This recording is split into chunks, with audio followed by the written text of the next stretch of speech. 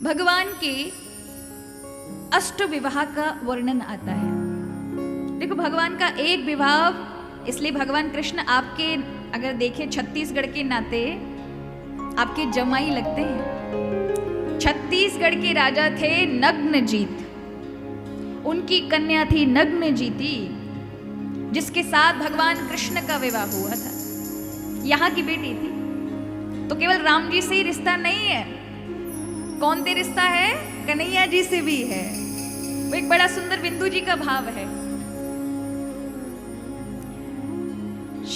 नंद सुत का सखा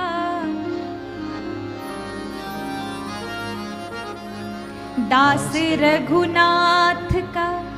तो आप दोनों वाले हो, राम जी वाले भी और कृष्ण जी वाले भी हो। छत्तीसगढ़ वाले तो बड़े धन्य हैं। ये दक्षिण कौशल से ही भगवान का राम का भी रिश्ता रहा, क्योंकि माता जी यहाँ की थी और महाराज कन्हैया जी की जो धर्म पत्नी जी हैं वो भी सत्या जी यहीं से ही थी, दक्षिण कौशल, आज का छत्तीसगढ़। तो आप तो दो वाले हैं, क्योंकि एक बहुत बड़े भक्त हुए, संत हुए, बिंदु जी महाराज। वो कहते तो राम की कथा थी, लेकिन भगवान के भजन कन्हैया जी के गाते थे। किसी ने उनसे पूछा, राम की कथा गाते और कन्हैया जी के भजन बनाते, ये कैसा? एक के ही रहो, चाहे राम के रहो चाहे कृष्ण के रहो। उन्होंने कहा, भैया दोनों में ही आनंद आता है, क्योंकि दोनों ही एक रूप है।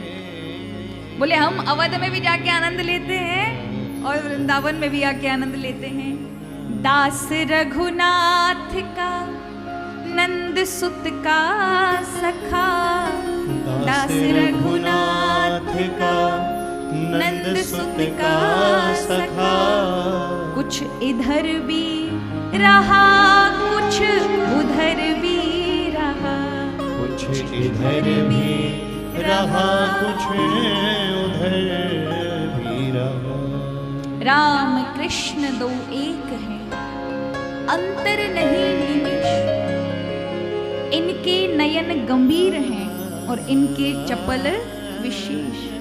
श्री राम लला के आंखों को देखो तो गहराई, गंभीरता, और भगवान श्री कृष्ण के नेत्रों को देखो तो चंचलता, रसता, ये दिखाई पड़े।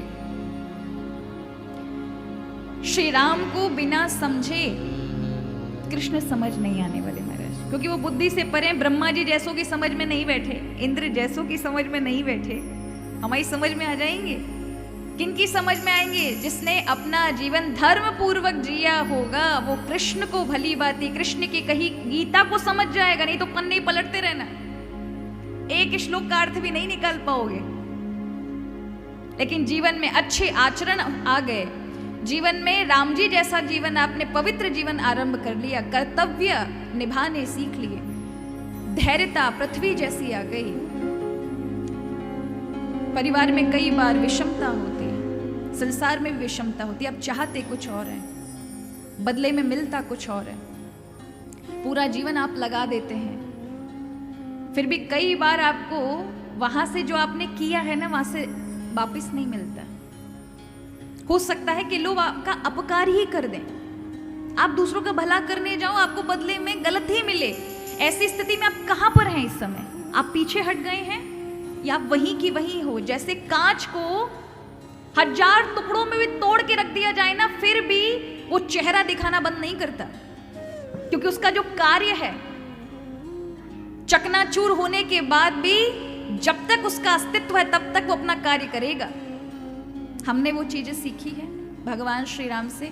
राम जी के अंदर पृथ्वी के जैसा धैर्य था, क्षमा करने की प्रवृत्ति,